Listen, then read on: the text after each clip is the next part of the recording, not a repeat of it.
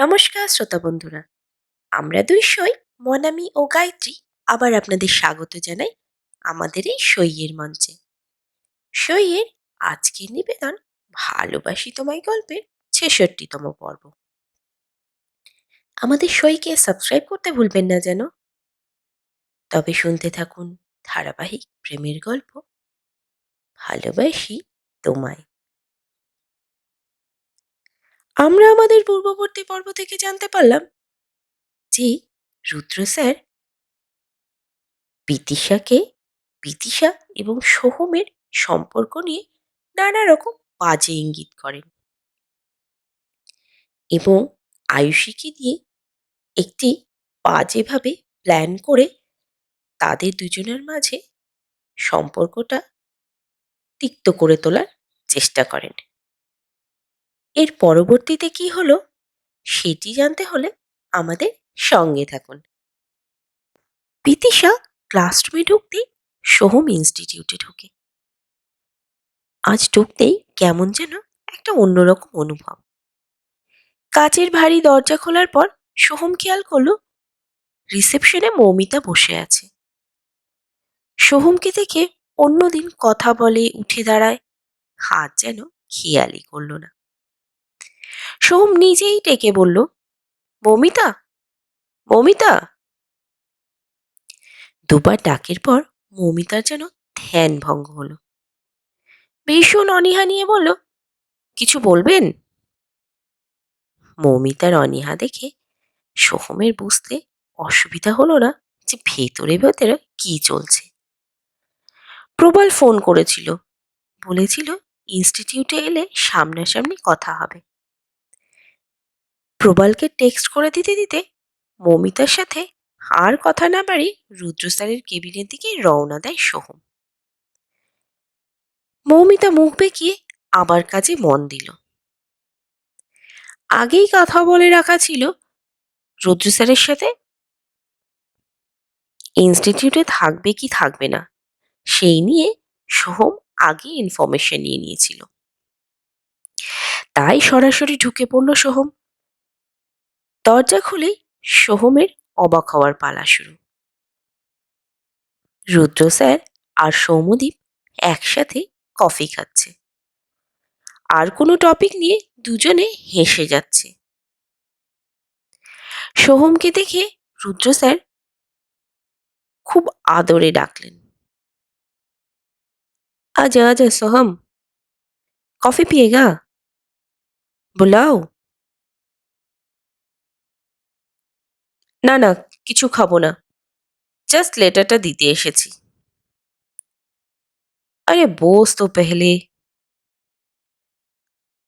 সোহমের হাওয়া বদলে সুর যেন অনুভবে লাগলো। সৌম্যদ্বীপের সেই জড়সড় ভাব একদম নেই। কত ফ্রি, কত স্বাভাবিকভাবে আছে ও।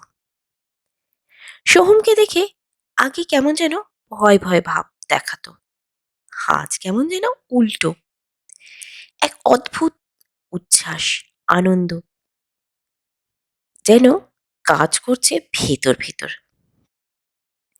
সৌম্যদীপও বলল, বসুন না স্যার, লম্বা ছুটি নিচ্ছেন, মিস করবো তো আমরা।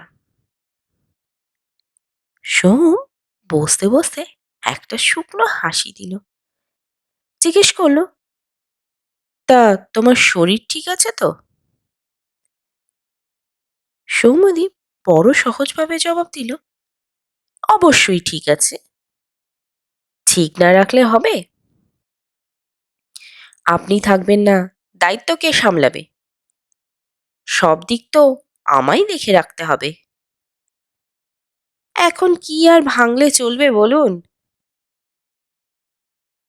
সোহম কথার মানে খুঁজতে গেল না। রুদ্র স্যার বললেন, দে, অ্যাপ্লিকেশনটা দে, সাইন করি। সোহম এগিয়ে দিয়ে সৌম্যদীপের সাথেই আবার কথা আরম্ভ করলো। সৌম্যদীপের নেক্সট প্ল্যান ইনস্টিটিউটে কি কি করলে আরো ইমপ্রুভমেন্ট হবে সেই নিয়ে সে কথা বলছিল। ক্লাসে কি ধরনের পরিবর্তন করতে হবে। একে একে সৌম্যদীপ সব বলে যাচ্ছে, আর রুদ্র স্যার প্রশংসা করে যাচ্ছে সৌম্যদীপের। বলছেন এই পরিবর্তন আগে থেকে মেনে চলে আরো উন্নতি হতো এতদিনে। ঠিকমতো কাজ হয়নি বলে অনেক পিছিয়ে আছে ইনস্টিটিউট। সোহম চুপ করে সব শুনে যাচ্ছে, আর মনে মনে ভাবতে লাগলো মানুষ কি করে এত অকৃতজ্ঞ হয়। জীবনের প্রায় 9 বছর নিজের সমস্ত সময় এই ইনস্টিটিউটে দিয়েছে, যখন একটু নিজের দিকে তাকালো তখন এত বদনাম কুড়োতে হচ্ছে। এদের মানবিকতায় একটুও কখনো বাধে না। জীবন কি এই ইনস্টিটিউটের নামেই উইল করা আছে? এত স্বার্থপর, এত অকৃতজ্ঞ এরা। সোহমের রুচিতে বাঁধে এখানে সময় কাটাতে।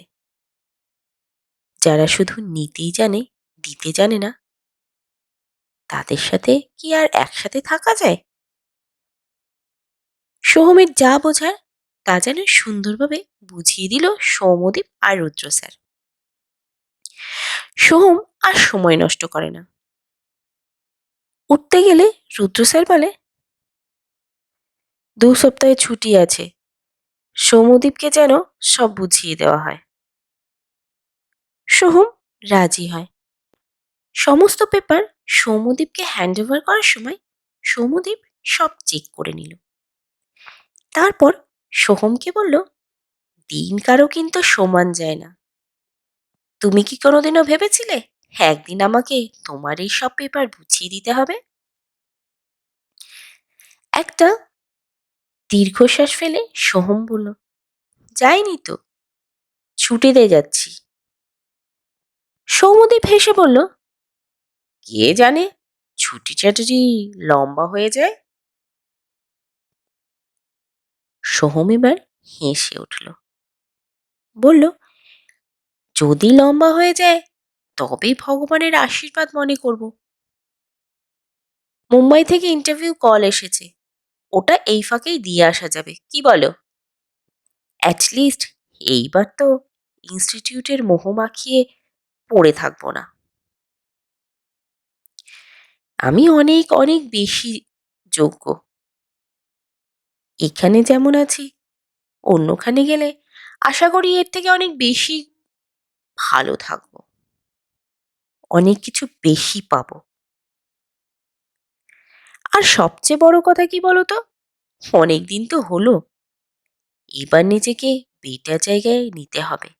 এক জায়গায় থাকলে নিজের গুণগত মান ঠিক বিচার করা যায় না। আর তাছাড়া এতদিন একা ছিলাম।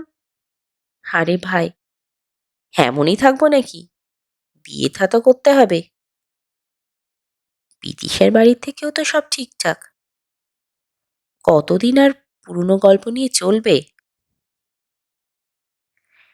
এখন সব নতুন গল্প চাই, বুঝলে? সোহম কথাগুলো বলতে বলতে সৌম্যদীপের কাঁধটা হালকা করে থাবড়ে দিয়ে বেরিয়ে গেল। সৌম্যদীপ হিসেব কষতে লাগলো, আদৌ কি জব্দ করা গেল না গেল না। সোহমের মনটা ভীষণ খারাপ হয়ে গেল সৌম্যদীপের সাথে কথা বলে। এই ইনস্টিটিউটে শুধু পরিচিতি দেয়নি, আশ্রয় দিয়েছে সুখ দুঃখে। চরম একাকিত্বের মাঝে যখন কেউ আশ্রয় দেয়নি, তখন এই ইনস্টিটিউটের নাম করে ছেলে মেয়েগুলোর মাঝে কাজে নিজেকে ডুবিয়ে রেখে আশ্রয় পেয়েছে, ভালোবাসা পেয়েছে, সম্মান পেয়েছে। নিজে শক্ত হতে পেরেছে, শিখেছে শক্ত হতে। মায়ের মতো আগলে রেখেছে এই ইনস্টিটিউট। আজ না চাইতেও যেন নাড়িটা ছিঁড়ে যাচ্ছে। বড্ড আবেগ জর্জরিত হয়ে লাইব্রেরিয়ান প্রদীপ্তদার কাছে গেল। অনেকদিন পর সোহম এলো প্রদীপ্তদার কাছে।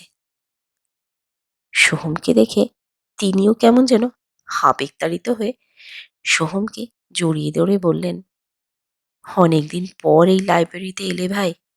সোহম জিজ্ঞাসা করলো, কেমন আছেন? প্রদীপ্তদা হেসে বলেন, দুনিয়া বড্ড স্বার্থপর ভাই, এরই মাঝে দাঁত চেপে বেঁচে থাকা। সোহম একটু হেসে ফেলল, জিজ্ঞাসা করলো, কি চলছে এখানে, কিছু শুনেছেন?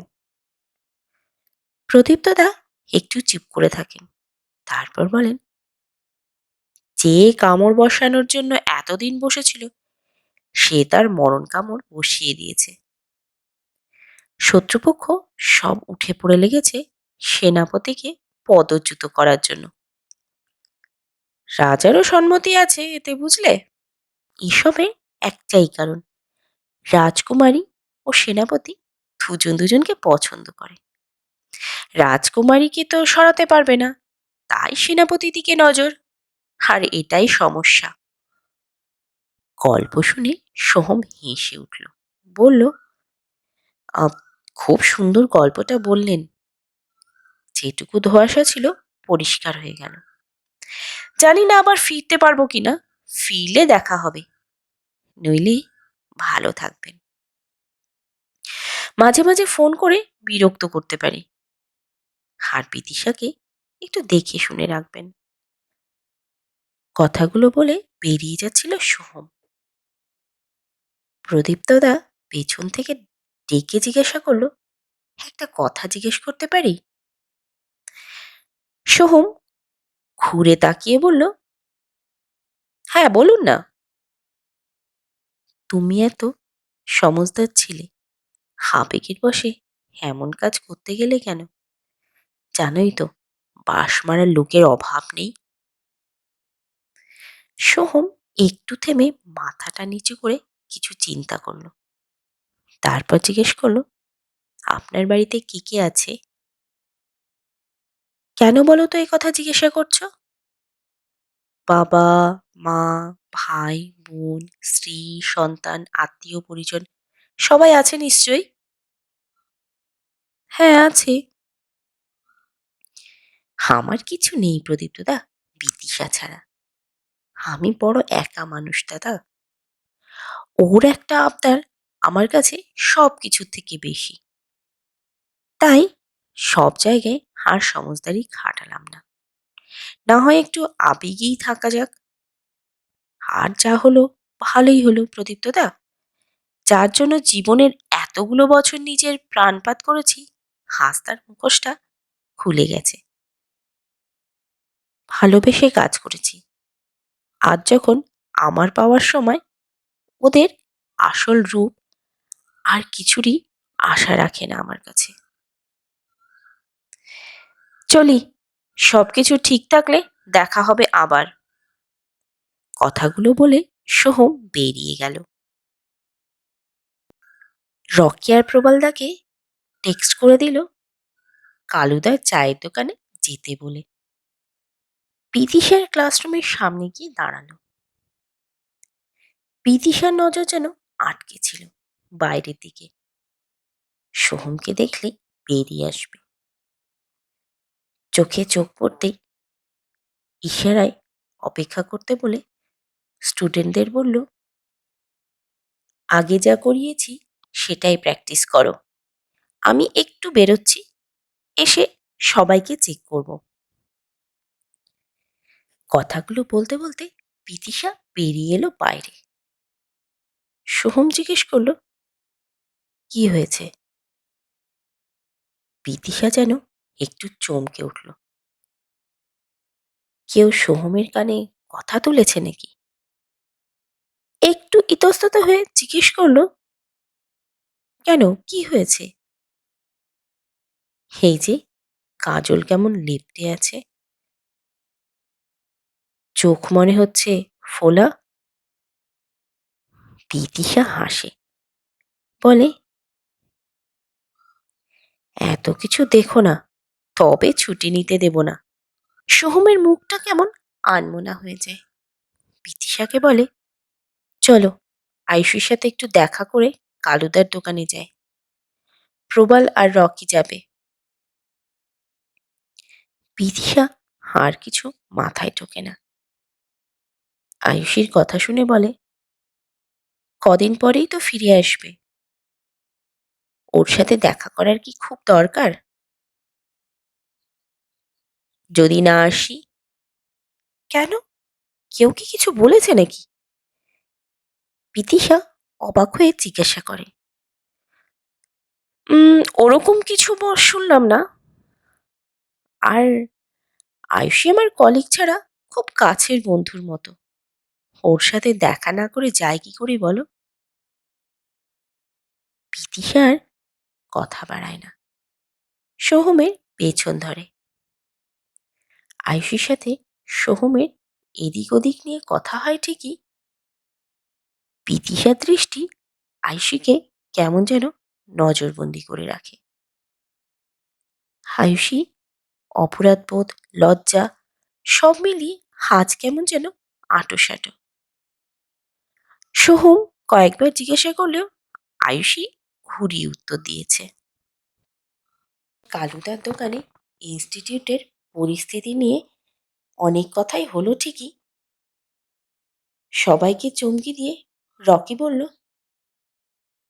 আজ সকালে সৌম্যদীপ স্যার নাকি বলেছেন সোহম স্যারের চেয়ে বহুগুণ ভালো অস্ট্রেলিয়া থেকে টিচার আনা হচ্ছে, স্টুডেন্টদের নাকি আরো ভালো করে শেখাবে। এই নিয়ে স্টুডেন্টদের মধ্যে ঝামেলা শুরু হয়েছে, অনেকে নাকি বলেছে সোহম স্যার না থাকলে ইনস্টিটিউট ছেড়ে দেবে।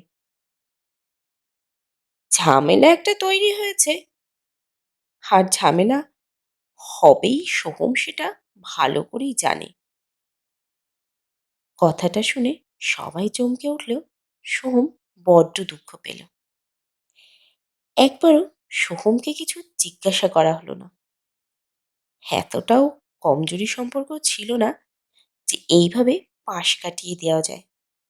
সোহম দার্জিলিংয়ে রুদ্র স্যারের সাথে ওর ঝামেলার গল্প করতে সবাই একমত যে ওই ঘটনার প্রতিশোধ এভাবেই নিচ্ছে, নইলে সবকিছু জেনেও এমন স্টেপ নিত না। চা আর সিগারেটের ধোঁয়ায় দীর্ঘ আড্ডা শেষ হলো ঠিকই, বিদিশা লক্ষ্য করলো সোহমের মুখ অসম্ভব ব্যাপারে শুকনো। অন্য কোনো প্রসঙ্গ টেনে আনার কল্পনা করলেও মুখ ফুটে বলার সাহস হয়নি বিদিশার। কথা শেষে সোহম বাইক স্টার্ট দিল, বিদিশাকে বলল, কাল বাবা আসবে, এখন কিছু কেনাকাটা করতে হবে। দুজন মানুষের থাকার মতো তো পরিস্থিতি নেই, জানো তো সেটা। তুমি সময় মতো বাড়ি চলে যেও, আমি পরিস্থিতি বুঝে দেখা করে নেব তোমার সাথে। আর রবিবার ফাইনাল কিন্তু, কি হবে না হবে পরে দেখা যাবে, আগে সবার সাথে সবার দেখা হোক, কথা হোক, জানাজানি হোক, এতে আমাদের দুজনের পক্ষেই ভালো। সোহমের কথাগুলো বিদিশার মনে খুশির ঢেউ তুলে গেলেও আজকের ঘটনা নিজের মনের মধ্যে চেপে কেমন যেন একটা গাঢ় দাগ কেটে গেল বিদিশার মনে। বিদিশা দাঁড়িয়ে রইল, সোহমের বাইক আর সোহম ভিড় ঠাসা রাস্তায় যেন কোথাও হারিয়ে গেল। তো বন্ধুরা, কেমন লাগলো আজকের পর্ব? আজকের পর্ব কেমন লাগলো তা কমেন্টে জানান প্লিজ। আপনাদের একটিমাত্র কমেন্ট আমাদের এগিয়ে নিয়ে যেতে আরো উৎসাহিত করবে। আমাদের গল্পটি ভালো লাগলে লাইক, কমেন্ট ও শেয়ার করুন। আর হ্যাঁ, সইকে সাবস্ক্রাইব করতে ভুলবেন না কিন্তু। আজ এই পর্যন্তই, পরবর্তী পর্বে আবার দেখা হবে। ধন্যবাদ, ভালো থাকবেন।